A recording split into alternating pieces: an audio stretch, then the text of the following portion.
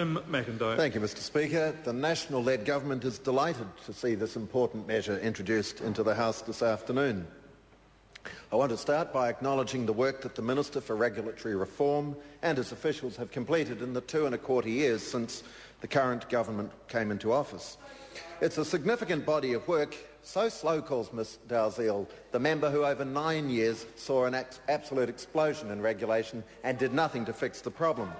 So in the 2.25 years since the current government came into office, a very significant body of work has been completed, and this will make an important contribution to this country's recovery from one of the most severe economic downturns of the past century. That's one of the reasons why I was waiting with interest to hear the position that the Labor opposition would take to this bill during its first reading.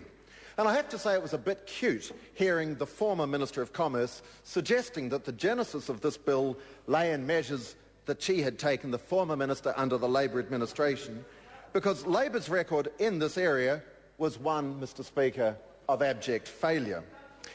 Once again, we have a very clear example of Labor's spin being totally contradicted by their record in government.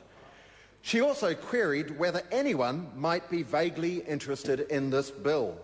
That too, Mr Speaker, speaks volumes about Labor's aware of economic realities, because I can assure this House that many, many New Zealanders, particularly business owners, are waiting with bated breath for the passage of this measure. They have been hanging out for it for years, as they have been drowning in red tape.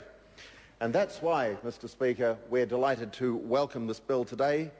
Members on this side of the House never lose sight of our vision and our determination to secure a brighter future for all New Zealanders. And as we focus on lifting long-term economic growth to create jobs, boost incomes, raise living standards and provide world-class public services, it's clear that this bill that we're debating this afternoon is a crucially significant part of the package. By improving and reducing regulation in our business framework, we will encourage conditions that are essential if we're to boost New Zealand's productivity growth, international competitiveness and living standards. There can be no doubt that New Zealand businesses do welcome this bill, because there can't be many electorate MPs in this House who haven't been contacted by local business owners whose companies are drowning in red tape and who are crying out for relief. Much of that red tape was a product of the nanny state tendencies, some would say obsession, of the previous Labor-led administration. Labor's philosophy that if it moves, it needs to be regulated has cost New Zealand businesses millions of dollars in the past decade.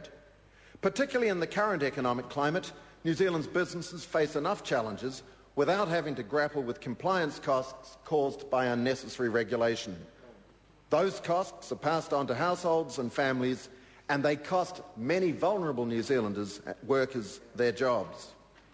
Members opposite don't like being confronted with the consequences of their financial illiteracy, but those were the stark realities of their we-know-best mentality, which saw this country slide into recession during their final term in office.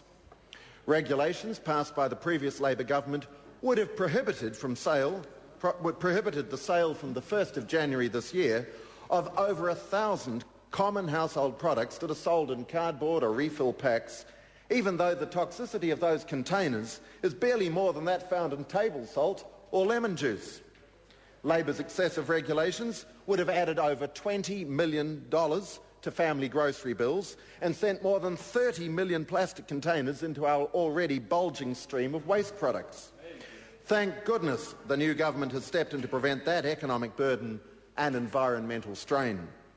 And let me digress for a moment to congratulate our current Minister for the Environment on the exciting initiative that he announced last week that will see many, many plastic waste products being recycled into road cones. It's a great thing for the economy and it's a great thing for the environment.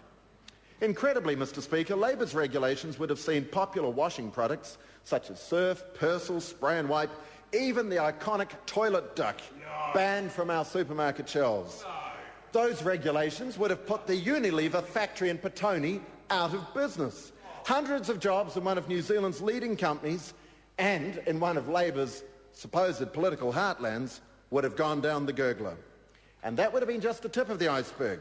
It's indisputable that New Zealand households and businesses have endured a tidal wave of regulations in the early years of the 21st century. The statistics paint a sorry picture.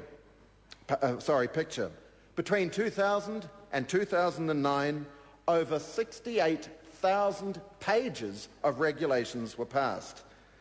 They came on top of existing regulations that were already considerable, but it's very clear that the previous 2 decades pale by comparison with the regulatory avalanche that the Clark, Cullen, Cunliffe, Dalziel administration unleashed on New Zealand's households and businesses.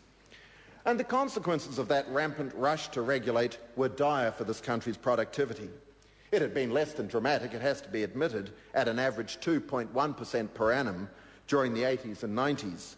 But 2.1% per annum growth was positively spectacular by comparison with the paltry, pitiful 0.7% per annum productivity growth that New Zealand averaged from 2000 to 2006 under the Labour administration. So, Mr. Speaker, this is an important measure, but it is just one of a number of weapons in the government's arsenal to cut red tape and to improve productivity. National members welcome the introduction of the Regulatory Reform Bill, and we look forward to its smooth passage through this House, as do businesses and households from one end of the country to the other. I call the Honourable David Parker.